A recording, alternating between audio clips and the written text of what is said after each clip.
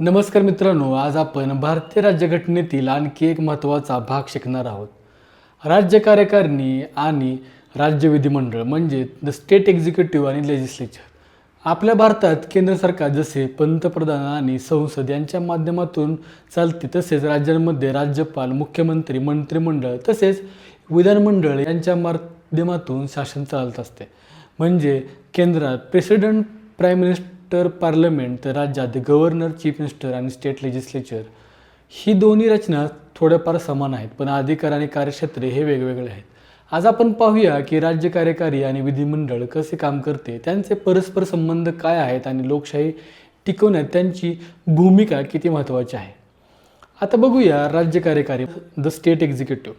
राज्य कार्यकारीमध्ये सुद्धा 3 महत्त्वाचे घटक आहेत. त्यामध्ये राज्यपाल, गव्हर्नर, मुख्यमंत्री, चीफ मिनिस्टर आणि मंत्रिमंडळ, ज्याला काउन्सिल ऑफ मिनिस्टर असे इंग्लिशमध्ये म्हणतात. आता राज्यपालांबद्दल बघूया. राज्यपाल हे राज्याच्या विधानसभेचे प्रमुख म्हणजे कॉन्स्टिट्युशनल हेड हे असतात. राज्यपाल हे राष्ट्रपतीचे प्रतिनिधी असतात. त्यांची नियुक्ती ही भारताचे राष्ट्रपती करतात. राज्यपालांच्या नियुक्तीबद्दल व राज्यपालांबद्दल कलम 153 ते 162 मध्ये संपूर्ण माहिती देण्यात आलेली आहे.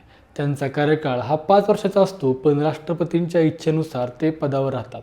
आता त्यांची इलिजिबिलिटी बघूया. राज्यपाल हे भारताचे नागरिक असणे अत्यंत आवश्यक आहे. त्यांचे किमान वय 35 वर्षे असणं अत्यंत महत्त्वाचं आहे. तसेच कोणत्याही नफा देणाऱ्या पदावर ते नसावेत. राज्यपालांची कामे बघूया. कार्यकारी कामे काय आहेत? मुख्यमंत्री आणि मंत्रिमंडळाची नेमणूक करणे, अधिकाऱ्यांच्या नियुक्त्या आणि प्रशासन पाहणे.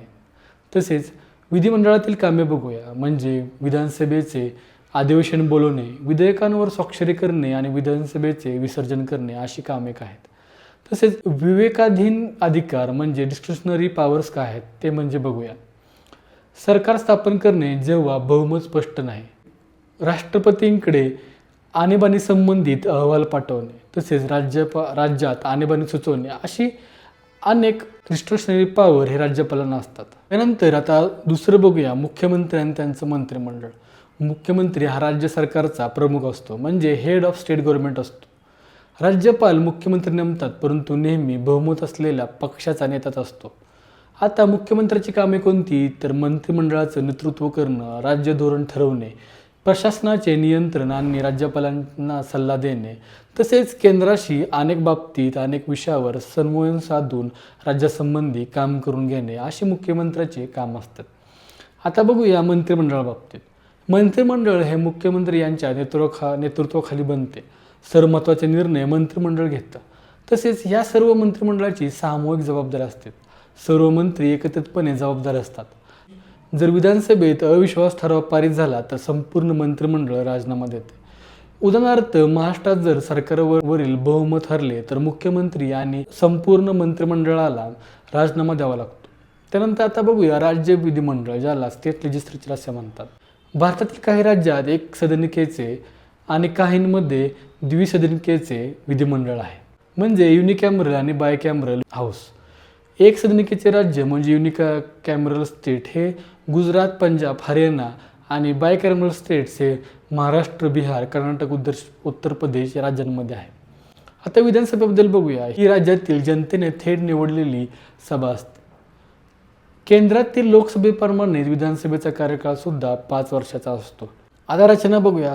याची सदस्य संख्या किमान 60 ते कमाल 500 एवढी असते. तसेच ह्याचा सदस्य थेट निवडणुकीद्वारे लोकांमार्फत निवडला जातो. तसेच त्यांची कार्य काय असतात? सरकारवर नियंत्रण ठेवणे, विधेयक मंजूर करणे, अर्थसंकल्प मंजूर करणे, अविश्वास ठराव मांडणे. उदाहरणार्थ, महाराष्ट्र विधानसभेत अर्थसंकल्प वित्तमंत्री सादर करतात आणि तो बहुमताने मंजूर केला जातो. त्यानंतर बघूया विधान परिषद, ज्याला लेजिस्लेटिव्ह काउन्सिल असे म्हणतात. हे राज्यातील वरिष्ठ सभागृह असते. सर्व राज्यांमध्ये ते नसते, ते काही राज्यांमध्येच आहे, जसे की महाराष्ट्रामध्ये सुद्धा वरिष्ठ सभागृह आहे. याची सदस्य संख्या विधानसभेच्या 1/3 एवढी असते. सदस्यांची निवड विविध माध्यमांद्वारे केली जाते, जसे की शिक्षक, पदवीधर, स्थानिक संस्था, राज्यपाल नियुक्त सदस्य. आता या राज्यपाल नियुक्त सदस्यांमध्ये शास्त्रज्ञ, खेळाडू, कला क्षेत्रात काम करणारे विद्वान अशा शकतात. आता याची वैशिष्ट्य काय आहेत की कायमस्वरूपी सभा असते. म्हणजे दर 2 वर्षांनी 1/3 सदस्य हे रिटायर होतात म्हणजे निवृत्त होतात. याला सभापती असतात व सभापती हे त्या सदस्यांमधून ठरवतात. आणि याची भूमिका काय असते? विधेयकावर चर्चा घडवणे, सल्लागाराची भूमिका असते, तसेच तपासणी आणि सुधारणा सुचवणे. जर उदाहरण घ्यायचं म्हणलं तर महाराष्ट्र विधान परिषद राज्य धोरणावर तपशीलवार नेहमी चर्चा केली जाते व नेहमीच सरकारला अनेक गोष्टी सुचवल्या जातात. आता बघूया legislative relation between centre and state. भारतीय राज्यघटनेनुसार कलम 245-255 मध्ये जे काही विधायी अधिकार आहेत ते 3 यादींमध्ये विभागलेले आहेत. ते म्हणजे केंद्र सूची, राज्य सूची आणि समवर्ती सूची. युनियन लिस्टमध्ये उदाहरणार्थ घ्यायचं म्हटलं तर संरक्षण, परराष्ट्र व्यवहार, चलन अशा गोष्टी येतात. राज्य सूचीमध्ये आरोग्य, पोलीस, शेती अशा गोष्टी येतात. तर समवर्ती सूची म्हणजे कॉन्करंट लिस्टमध्ये शिक्षण, विवाह अशा अनेक गोष्टी एकत्रित येतात. आणि यामध्ये महत्त्वाचे मुद्दे, जर केंद्र आणि राज्यांमध्ये जर मतभेद असतील तर केंद्राचा कायदा प्राधान्याने लागू होतो. संसदेला काही प्रसंगी राज्य सूचीतीलही कायदे करण्याचा अधिकार आहे. हा अधिकार त्यांना कलम 249 यांनी दिलेला आहे. आता राज्यपाल आणि केंद्राच्या संबंधाबाबत बघूया. राज्यपाल हा केंद्राचा म्हणजे राष्ट्रपतींचा प्रतिनिधी असल्याने अनेकदा प्रश्न निर्माण होतो की केंद्र सरकार राज्याच्या कारभारात हस्तक्षेप करते का? संविधानानुसार राज्यपाल स्वतंत्र पदावर असतो, पण तो राष्ट्रपतींच्या आदेशाने कार्य करतो. उदाहरण घ्यायचं म्हणलं, अनेक वेळा राज्यपालांनी बहुमत असलेले सरकार नाकारल्यामुळे वाद निर्माण झालेले आहेत. तसेच सरकारांनी मंजूर केलेल्या विधेयकावर स्वाक्षरी करण्यास उशीर केल्यामुळे अनेकदा अशी प्रकरणे सुद्धा कोर्टात गेलेली आहेत. यावर कोर्टाने ठराविक वेळेत निर्णय घेण्याचे आदेशसुद्धा देण्यात आलेले होते. त्यावर राष्ट्रपतींनी पुन्हा एकदा कलम 143 नुसार सुप्रीम कोर्टाकडून या प्रकरणावर खुलासा मागितला आहे. चला तर आता सारांश पाहूया. राज्यपाल हा औपचारिक प्रमुख आहे. मुख्यमंत्री हा कार्यकारी प्रमुख असतो आणि विधिमंडळ राज्यातील लोकशाहीचे केंद्र आहे. दोन्ही कार्यकारी आणि विधिमंडळ मिळून राज्याचे प्रशासन चालवतात. केंद्र आणि राज्य यांच्यामधील समन्वय हा भारताच्या संघराज्य रचनेचा पाया आहे.